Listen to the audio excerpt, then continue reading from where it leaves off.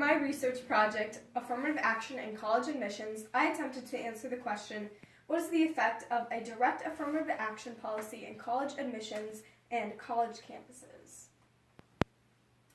Affirmative action, defined by the Merriam-Webster Dictionary, is an active effort to improve the employment or educational opportunities of members of minority groups and women.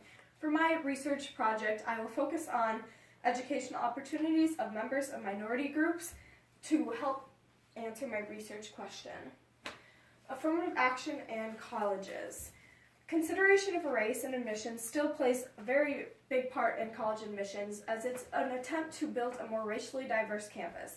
This is because all students gain from diversity on college campuses. It's preparation for the real world, for job situations, and further education. Affirmative action is banned in 9 states. One of them is Michigan. It actually had a recent court case to uphold its ban on affirmative action. This was in the Michigan Shut versus Coalition to Defend Affirmative Action.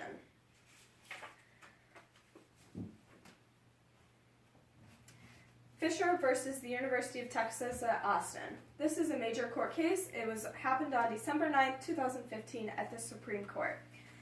It was based on Abigail Fisher, who is a white student who was rejected admission to the school, and she claims it was because of race.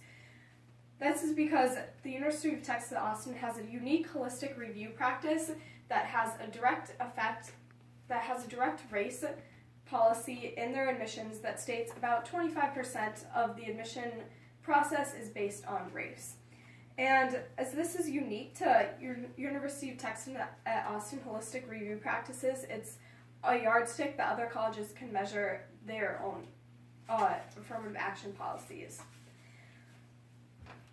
And although some argue that affirmative action only can help minority students and those who suffer most from discrimination and racial equity issues, I offer a quote from Stephen Cole and Eleanor Barber.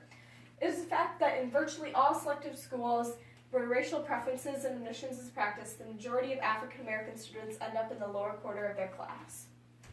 This I explain later in my quote that often this hurts minority students to have affirmative action policies, not only students like Abigail Fisher who are white, but also the minority students who are hurt are because they're often mismatched to their schools and they aren't selected for a right school because of their admittance to higher selective schools because of race. And also it leads to lower grades of minority students and higher dropout rates. This also has an effect on college admission counselors. I was able to interview 2.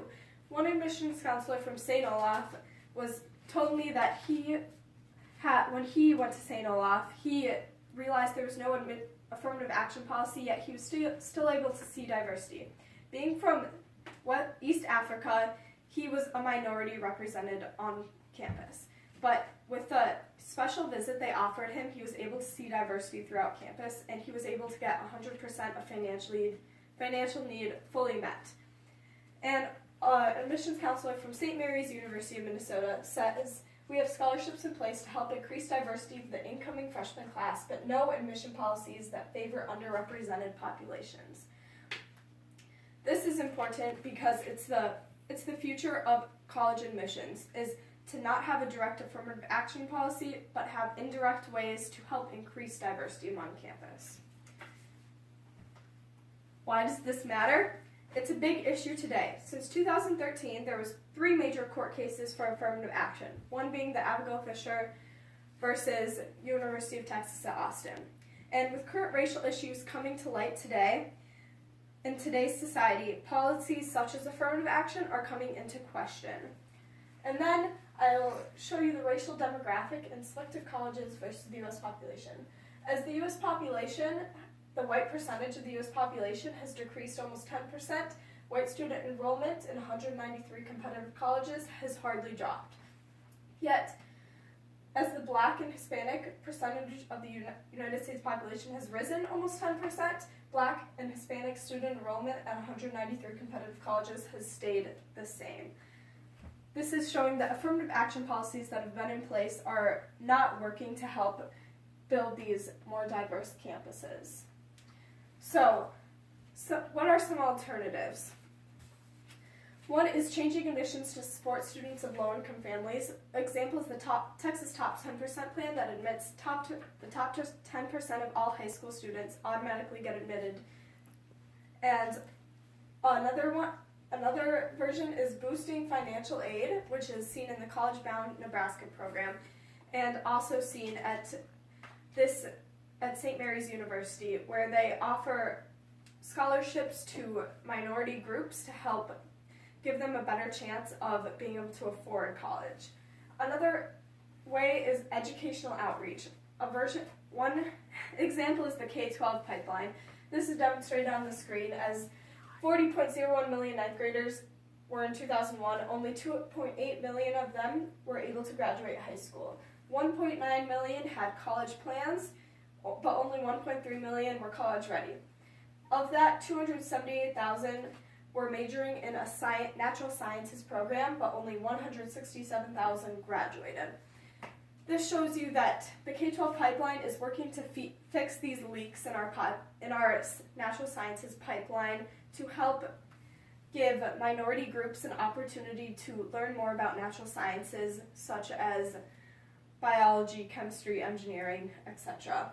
And then another way as an educational outreach is Kansas City's reading program. I was actually a part of it as a volunteer. They bring in volunteers to help read to third graders in particular, but sixth graders through kindergarteners. And this is because third graders that were students of color, only 30% of them in Kansas City, Missouri, were at or above their reading level. This means 70% were below reading level. And this is a common example. It applies mainly to one city, but practices like these are seen around the country. This helps build minority education and promote college readiness. Okay, if college presidents and dean of admissions embrace race-neutral alternatives, the end of affirmative action could open the way for greater student diversity without political conflict. Thank you.